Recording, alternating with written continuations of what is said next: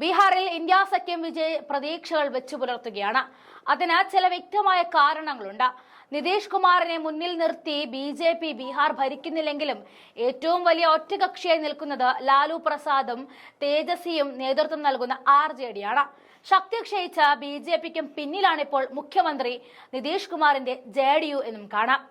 കോൺഗ്രസ് കൂടി തിരിച്ചു വരുമ്പോൾ RJD നേതൃത്വം നൽകുന്ന ഇന്ത്യ സഖ്യം ബീഹാർ പിടിച്ചെടുക്കുമെന്ന് പറയാം. ഇന്ത്യ മുന്നണി തെരഞ്ഞെടുപ്പിന്റെ ഭാഗമായുള്ള ഒരുക്കങ്ങളും തുടങ്ങിക്കഴിഞ്ഞിരിക്കുകയാണ്. അതിന്റെ ഭാഗമായി ഇന്ത്യ സഖ്യത്തിന്റെ ഏകോപന സമിതി പട്നയിൽ യോഗം ചേർന്നിരിക്കുകയാണ്.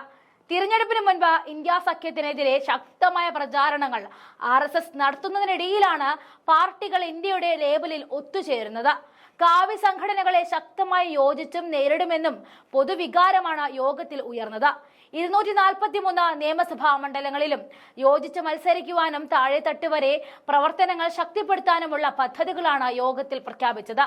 മഹാരാഷ്ട്രയിലും ഹരിയാനയിലും സംഭവിച്ചത് ബീഹാറിൽ ആവർത്തിക്കില്ല എന്ന തീരുമാനങ്ങളും പാർട്ടികൾ ഒറ്റക്കെട്ടായി എടുത്തു കഴിഞ്ഞിരിക്കുകയാണ്.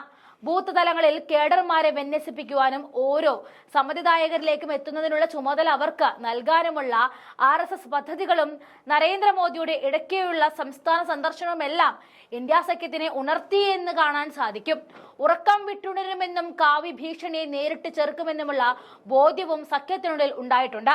2 മാസത്തിനിടെ 4 തവണയാണ് മോദി ബീഹാറിലെത്തിയത്.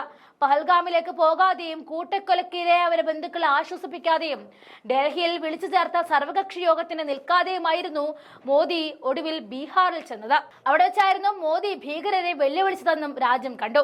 തിരഞ്ഞെടുപ്പ് നടക്കാനിരിക്കുന്ന സംസ്ഥാനത്തെ ജനങ്ങളുടെ വൈകാരികത അനുകൂലമാക്കുന്നതിനുള്ള മോദിയുടെ സമ്മർദ്ദ തന്ത്രമാണ് അവിടെ കണ്ടത്. ഇന്ത്യ സഖ്യത്തിന്റെ നിലനിൽപ്പ് അപകടത്തിലാണെന്ന രീതിയിൽ പ്രചാരണം നടത്തുവാൻ സംസ്ഥാന BJP നേതാക്കൾ വലിയ രീതിയിൽ പ്രവർത്തിക്കുന്നുണ്ട്. ഇത് ജനങ്ങൾക്കിടയിൽ വലിയ ആശയക്കുഴപ്പം ഉണ്ടാക്കിയതിന് പിന്നാലെയാണ് ഇന്ത്യ സഖ്യം പട്നയിൽ ഒത്തുചേർന്നത്.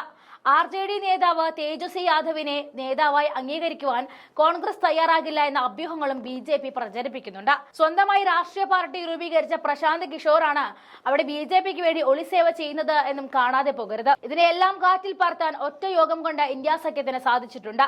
രാഹുൽ കൂടി അടുത്ത ദിവസങ്ങളിൽ ബീഹാറിൽ എത്തുന്നതോടെ പ്രശാന്ത് കിഷോർ മോദി ഇടപാടുകൾ പൂർണ്ണമായും തകരുമെന്ന് ഈ ഘട്ടത്തിൽ ഉറപ്പിക്കാൻ സാധിക്കും.